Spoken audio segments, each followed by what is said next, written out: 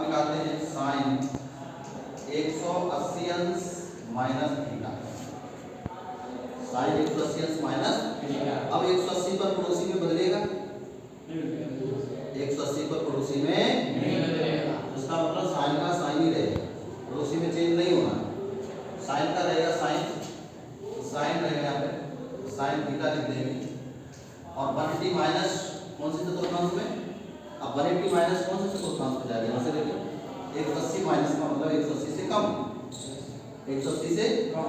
180 से कम, 180 से कम सेकंड में, और सेकंड चतुर्थांश में साइन होता है पॉजिटिव,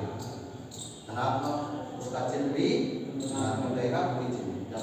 नहीं आएगा। ठीक है, अब देखिए cos का निकालते हैं, cos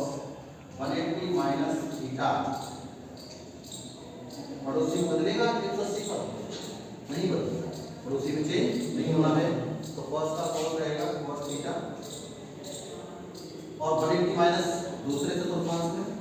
द्वितीय चतुर्थांश में cos होता है नेगेटिव, इसमें कोई होते पॉजिटिव, एक साइन और कोसेक, साइन और कोसेक पॉजिटिव है, बाकी सब नेगेटिव है,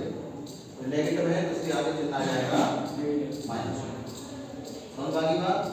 इसी प्रकार से और भी इसके जो बचे हुए हैं उनको निकाल सकते हैं चतुर्थांशों की मान। अब हम निकालें साइन 180 अंश प्लस थीटा, इसमें 180 पर पड़ोसी में नहीं बदलना, 180 पर देखो 180 पर नहीं बदलना है, 180 पर नहीं बदलना है, तो साइन का साइन ही रहेगा, यहाँ पर साइन थीटा रहेगा, और 180 प्लस कौन से चतुर्थांश में चला जाएगा, तृतीय चला जाएगा, और तीसरे चतुर्थांश में साइन होता है नेगेटिव, साइन नेगेटिव होने के कारण यहाँ पर चिन्ह आ जाएगा। समझ गए। इसी प्रकार से और भी मान निकाल सकते हैं, जैसे हम निकालें साइन 270 अंश प्लस इसका मान निकालें 270 अंश है, पड़ोसी में चेंज होगा, पड़ोसी में चेंज होना है, तो यहाँ पर साइन का पॉजिटिव हो गया, cos थीटा लिख देंगे। अब इसका चिन्ह देख लेते हैं, 270 अंश कौन से जाएगा, चौथे, 270 से कौन से जाएगा, चौथे में जाएगा, और चतुर्थांश में साइन होता है नेगेटिव, कैसा होता है, चौथे में cos और sec पॉजिटिव होते हैं, बाकी सब नेगेटिव है, तो नेगेटिव होने के कारण यहाँ चिन्ह आ जाएगा माइनस।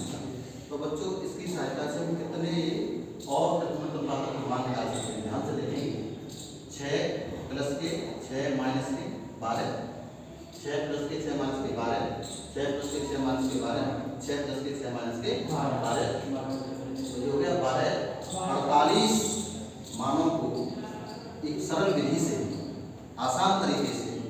उनको ज्ञात किया जा सकता है।